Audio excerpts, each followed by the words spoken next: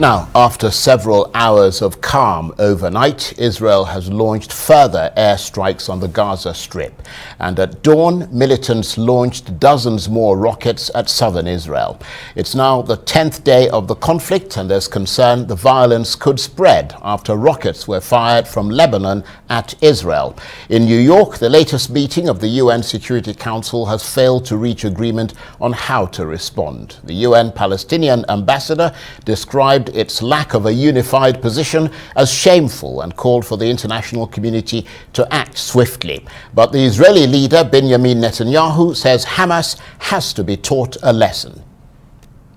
So those who lecture to us about human rights, then look at what is happening to the vulnerable Palestinian people who are saying enough is enough.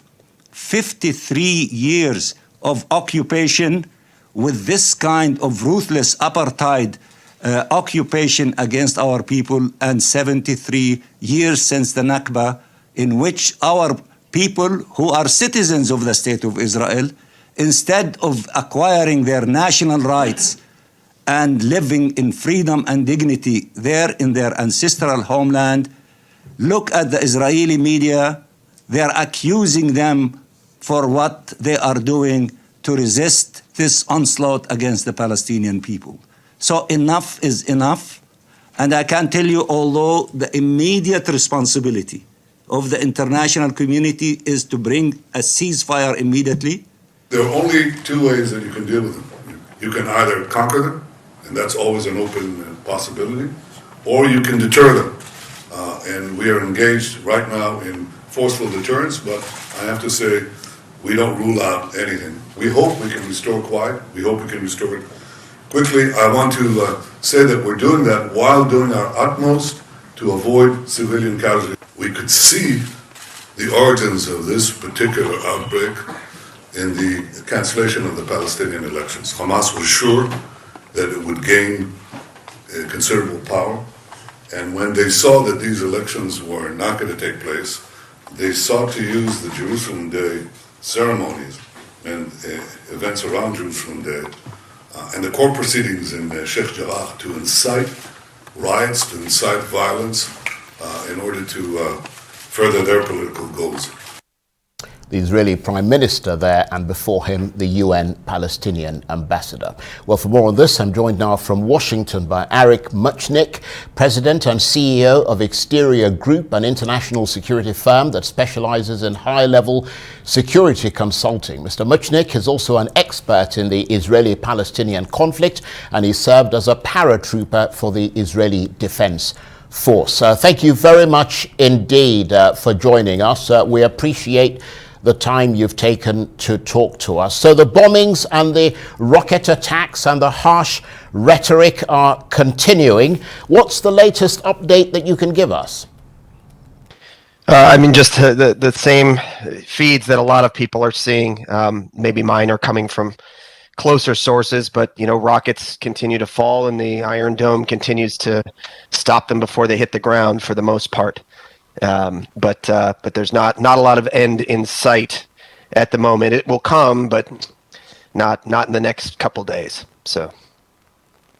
And what is your assessment of any diplomatic moves so far? I mean, you touched on that briefly, and talks about a ceasefire, because Egypt so often seen as a broker between Israel and Hamas, and we've heard President Biden expressing support for the idea of a ceasefire. Are there any signs that the diplomatic moves are bringing that any closer? I mean, it's tough to say, because initially a lot of it is political posturing, right? Everybody wants to say, of course, we want peace and quiet in the Middle East. It's when we see action more than words. France is taking some initiative to call for ceasefires and are moving forward. But again, I would say let's not look to the most vocal. Let's look to those who are calling for definitive action on how to create those talks and create rest again in the region. Well, I mean, you're a bit of an expert in that region. And one thing we often hear from the Israelis is that Palestinians in Gaza are in effect being held hostage by Hamas as a kind of narrative that separates the government and the forces, the militants that are firing the rockets, from ordinary people. Is that a feeling that is at all widespread in Gaza, or is there a sense that the rockets are being fired on behalf of most of the people there? I mean, that's a very difficult question. I mean, I think there's an element of civilians certainly being controlled by Hamas. Hamas will come down hard on those who voice opposition to what Hamas is trying to do. That being said, I'm sure there are those, like anybody who sees their government taking action against who they view as an oppressor, that they would, hope to see them victorious. But, I would say for the most part, the Palestinian civilians want to raise their families and want people to be safe and not have to worry about rockets falling, as do the Israeli civilians who just want to see their kids safe and stop the rockets from falling and hearing the alarms go off. I've spoken on the phone with people who are in Israel and in the West Bank and Gaza Strip who, express the same fears and wish this would stop. The Palestinians, unfortunately, there should be great sympathy for them because they are caught under extremely bad governance, whether it's the Palestinian Authority, Hamas, or even Israel's responsibility to govern the Palestinians. The Palestinians lose in the end, unfortunately.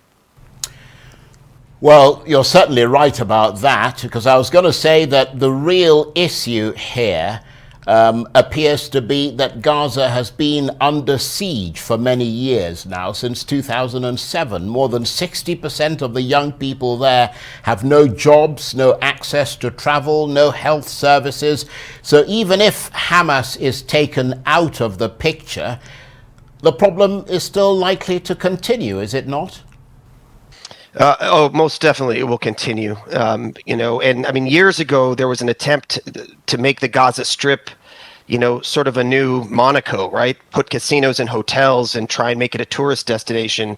And internal conflict basically blew up those ideas.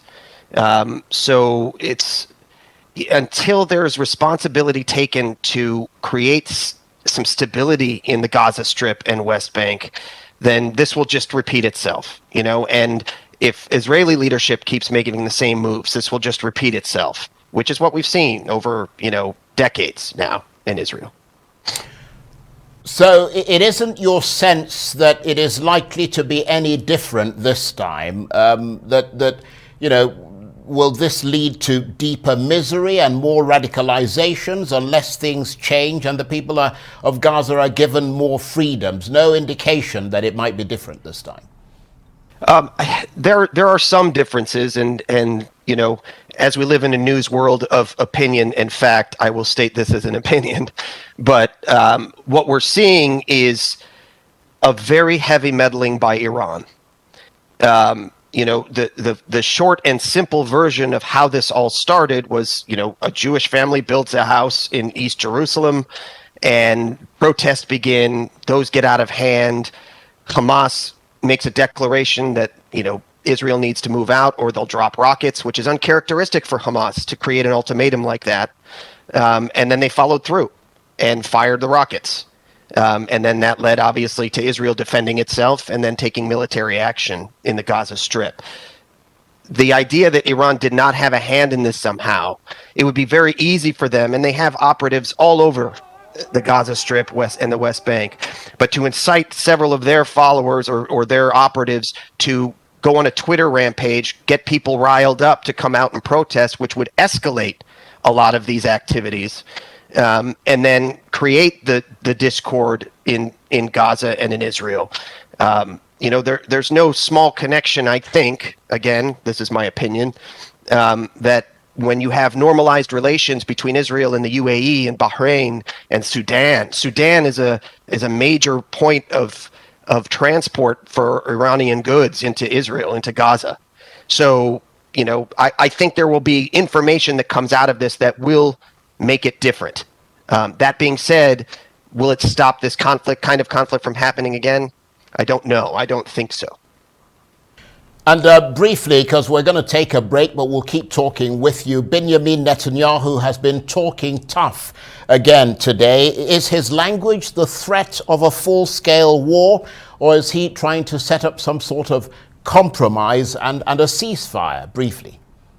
I think it's political posturing. It's to the benefit of no one for, to conquer, what does that even mean? I think he's saying it as political rhetoric to a certain degree, but he's too smart to just say it for no reason. He would say it because he's leading to an end goal, which I agree with you. I think it's probably to create more of a platform to bring people to discussion. So okay, please stay with us. Would like to talk with you for a few more minutes. You're watching the Arise interview. Plenty more still ahead as we continue our chat with a former member of Israel's Defense Force and an expert on the Israeli-Palestinian conflict. Stay with us.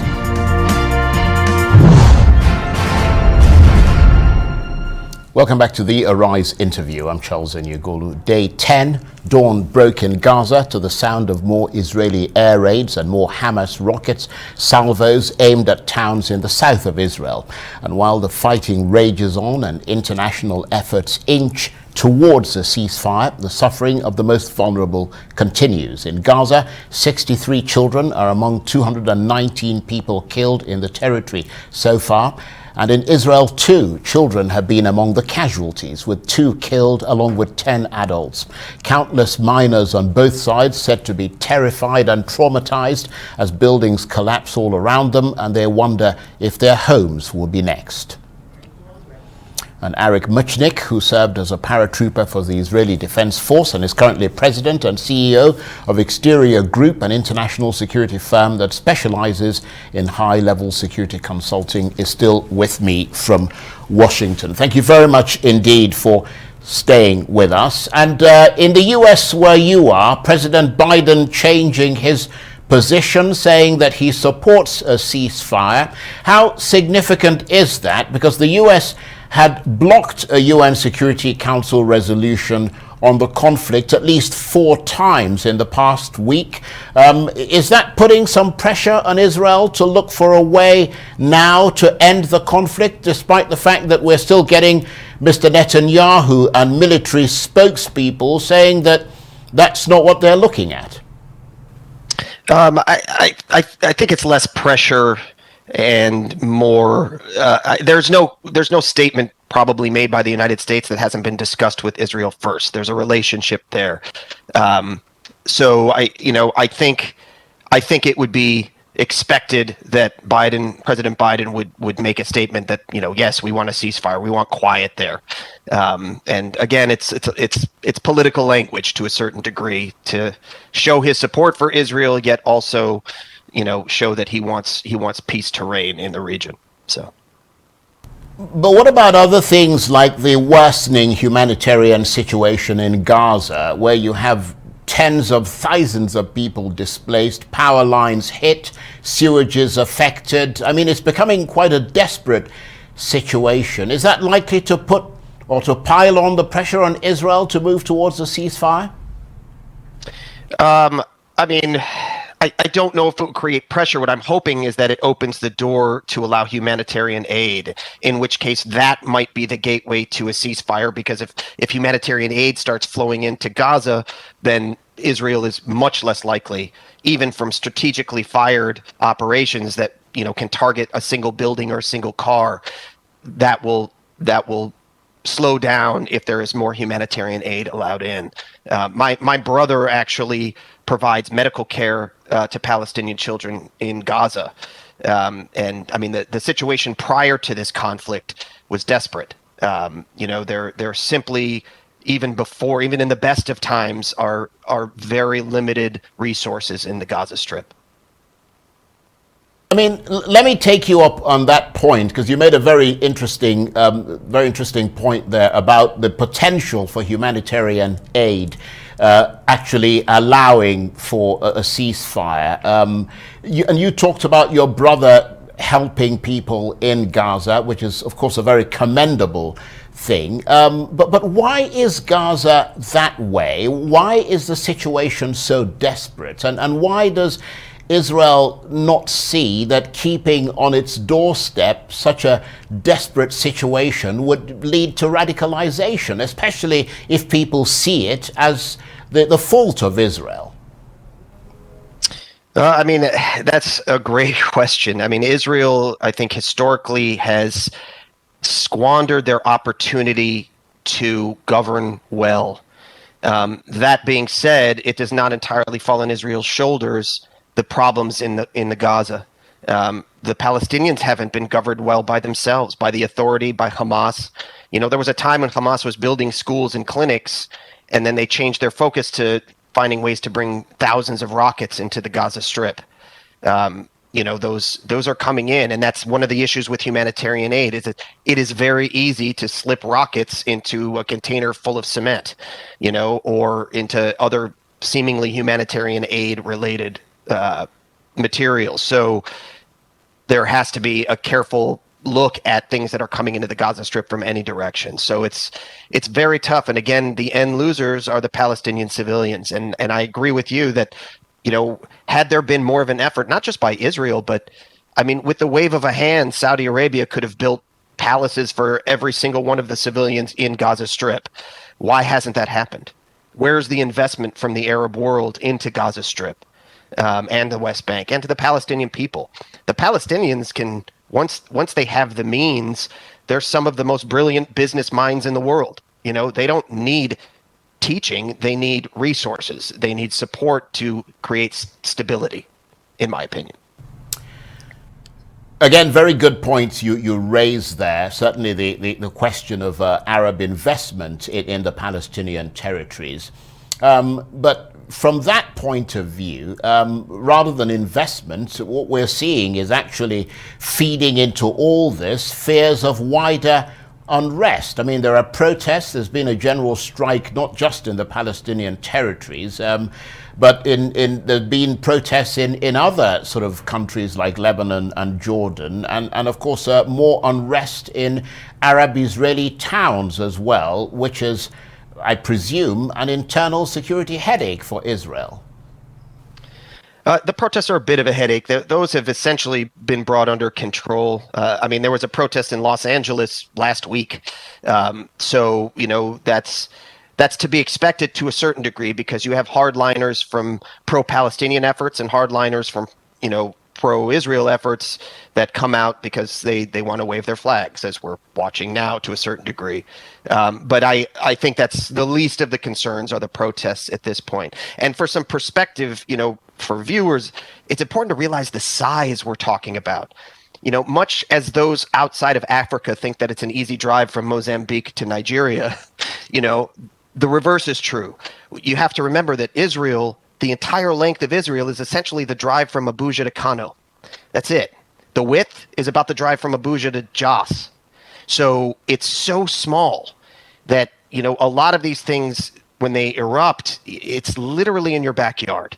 And I think the idea of how the size affects what's happening in the region is really important because of all the things that are happening. And I think the protests are an issue, but not the major concern of Israel now, especially since many of them have been brought under control.